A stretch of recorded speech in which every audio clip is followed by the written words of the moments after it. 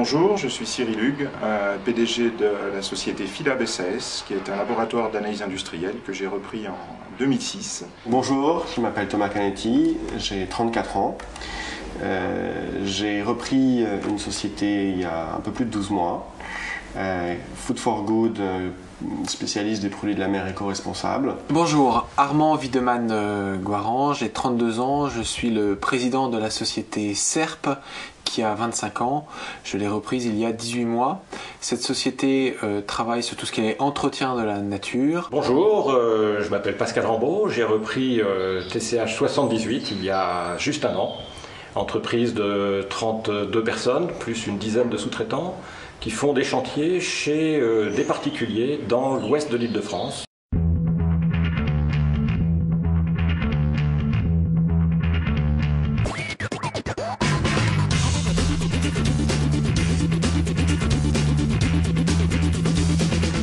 Vous venez de découvrir 4 profils de repreneurs. Et vous avez envie de reprendre une entreprise ?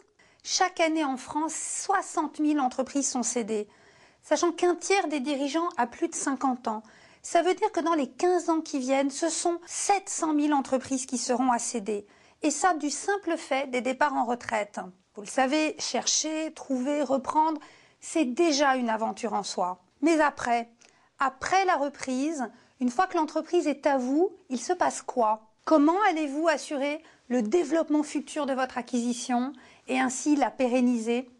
Le développement post-reprise, c'est précisément ça, le fil rouge des interviews de nos 4 repreneurs.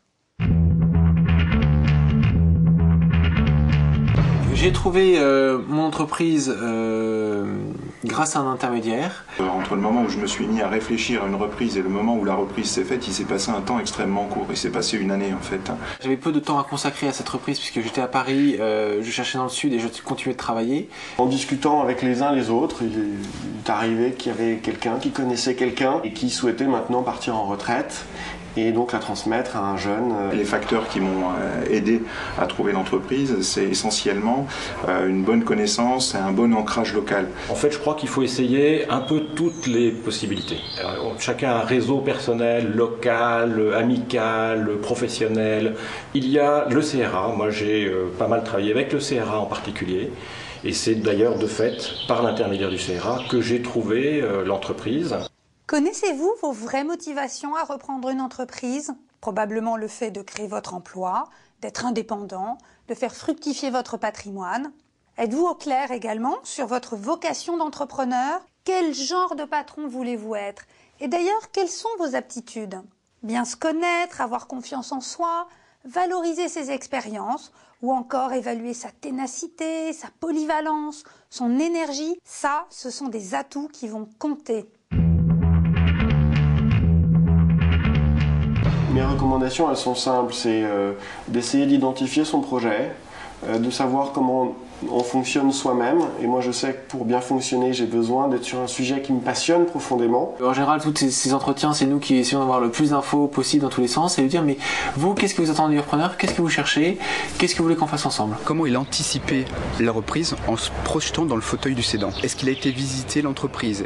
Est-ce qu'il a pris la température de cette entreprise en s'imprégnant véritablement de son positionnement, de son marché, ses concurrents, ses fournisseurs, ses clients ? Ma recommandation, c'est que quand vous pensez reprise, il faut avoir un projet de développement pour l'entreprise que vous allez reprendre.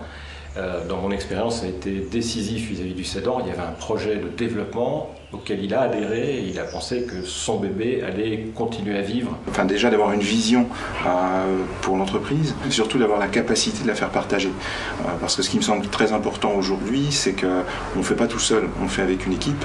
Les 4 clés du succès d'une reprise sont 1. Créer les conditions d'une excellente relation avec le cédant. 2. Partager sa vision et son projet avec l'équipe. 3. S'ancrer localement, s'ouvrir aux conseils de son accompagnateur pour véritablement penser le développement. Et puis 4. Accepter que financer la reprise, c'est déjà financer le développement. Le premier jour, il m'a accueilli en me donnant les clés de son bureau, très clean, en me disant voilà, je me retire dans une salle de réunion, voilà ton bureau, c'est maintenant chez toi. Le jour où vous arrivez, vous prenez le téléphone portable du cédant. c'est moi qui réponds maintenant, c'est moi le patron, je leur expliquerai, tu me files ton téléphone. Et là, on vous pose plein de questions, et alors là, vous êtes tout de suite dans le concret. Là, vous êtes tout de suite dans la boîte, comment ça marche, machin. Donc ça démarrait très très bien. Pendant 1 mois et demi, on a fait énormément de visites ensemble, on a été sur les sites, sur les chantiers, etc. Et il n'y a pas un client, il n'y a pas un fournisseur qui a cessé sa relation avec nous. Et ça, c'est vraiment en grande partie dû à la relation que nous avons construite entre la cédante et moi-même. Mais je considère que 3 mois, c'était quand même un peu long, surtout pour lui. Et à la fin, il tournait un peu en rond, il ne savait plus très bien où était sa place, et il était heureux qu'en fait, cette période se termine. Si j'avais un tout petit conseil à donner à des futurs repreneurs, ce serait peut-être de ne pas chercher à faire durer trop longtemps cette période. Lui, il a réussi à passer de 0 à 30, 35 salariés. Moi, je passe de 35 à 70, donc il y a une estime réciproque. Quelqu'un qui était profondément motivé pour que son entreprise continue de se développer et quelqu'un qui a eu l'humilité à un moment de me dire je vous passe la main parce que vous ferez sans doute mieux que moi. Quel challenge cette relation au cédant, tellement déterminante. Et puis vient le jour de la présentation aux équipes. Il y a vraiment un mot qui est important pour moi, c'est le mot humilité, c'est-à-dire savoir ce qu'on apporte, savoir ce qu'on n'apporte pas. Très rapidement, moi j'ai joué carte sur table aussi avec mon équipe. Les compétences techniques en reprenant cette entreprise, je ne les avais pas.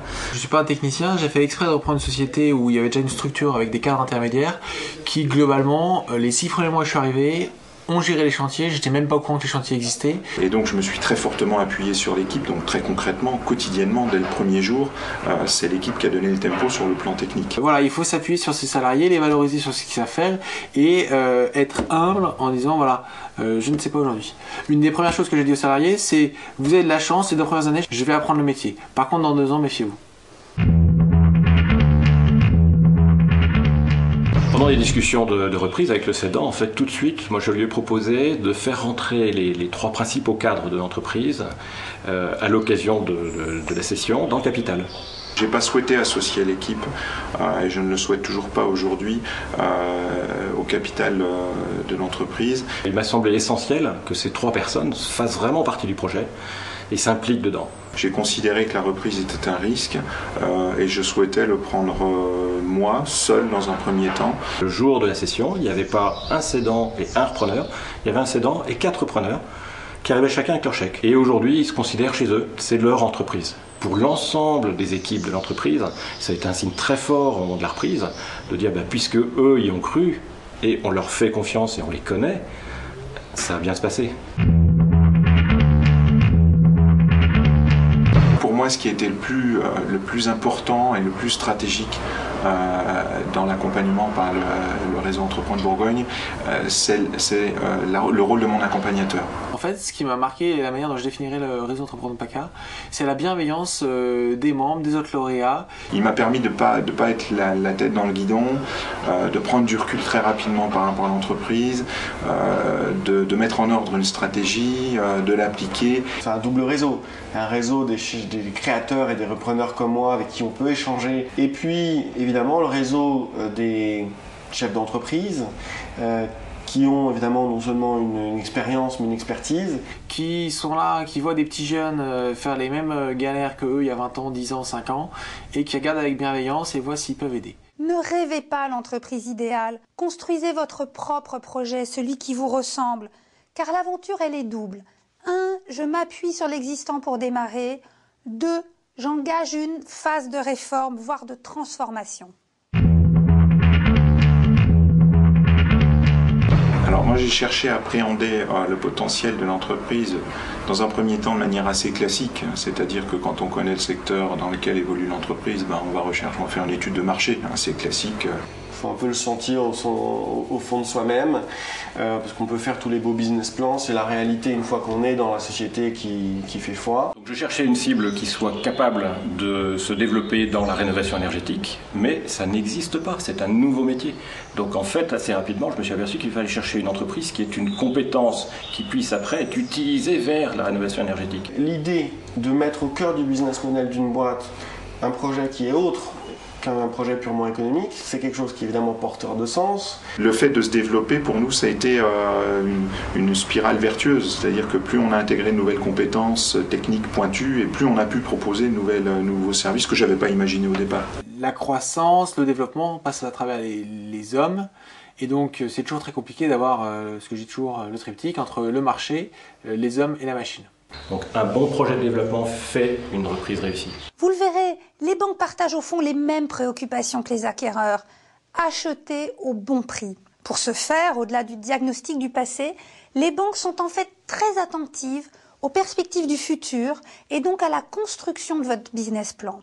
Un business plan, on le veut cohérent, pertinent, au vu des évolutions du marché et des développements à venir. Et n'oubliez pas qu'au-delà de vous accompagner dans la réalisation de votre projet, la banque, c'est un vrai partenaire qui vous suit sur le long terme. Alors partagez, expliquez, anticipez avec elle vos ambitions et vos projets. L'accord ou l'exclusivité s'est signé en novembre 2008, donc je me suis retrouvé à la pire des périodes pour à la fois trouver les fonds propres et le financement bancaire. Toutes les banques étaient en train de faire l'inventaire de leurs risques et certainement avaient fermé le robinet de façon extrêmement dure. Donc trouver les fonds a été la première partie difficile. J'en ai consulté 15, j'ai présenté 6 ou 7 fois le dossier pour que finalement, donc Alliance Entreprendre, qui fait partie du groupe Caisse d'Épargne, et puis Turenne Capital, se décide avec une réactivité exceptionnelle. En un mois, c'était fait. Ensuite, on s'est retrouvé début 2009, et là, rebelote, trouver le financement bancaire à l'époque où, encore une fois, les banques sur du MBI en particulier étaient très très frileuses. J'ai envoyé 15 dossiers, j'ai eu des réponses, on n'a même pas ouvert votre dossier, le robinet est fermé, revenez dans 6 mois, dans un an. Et puis donc, ça s'est concrétisé avec 2 partenaires financiers, dont la Caisse d'Épargne. Et puis, chose qu'on oublie parfois, mais qui est aussi quand même essentielle, c'est l'après-reprise et donc l'accompagnement quotidien qui peut en découler. Et là, c'est aussi là-dessus que le repreneur doit juger de l'offre qui lui est faite. N'oubliez pas que derrière, vous signez pour 7 ans à quelqu'un qui au quotidien va vous accompagner dans les gestes de tous les jours qui font le bon fonctionnement financier de votre entreprise. Finalement, une reprise réussie, c'est quoi? Eh bien, c'est l'union de 2 valeurs. La valeur intrinsèque de l'entreprise et votre valeur ajoutée en tant que repreneur. Les 3 mots-clés que ces chefs d'entreprise ont en commun, vous les avez entendus? Audace, énergie, mais aussi humilité. Ils l'ont tous dit, tous les 4. Vous vous êtes peut-être reconnus? Alors, prêts pour l'aventure? Moi, je sais que pour bien fonctionner, j'ai besoin d'être sur un sujet qui me passionne profondément. Un an après, moi, ce que j'ai découvert, c'est que évidemment, on est investi à 150% jour et nuit depuis le premier jour. Donc, il faut être prêt à ça, et c'est évidemment un rythme et un mode de vie qui est différent de celui d'être salarié dans une grande entreprise. Il n'y a aucun doute là-dessus. Malgré tout, évidemment, l'enjeu en vaut largement la chandelle.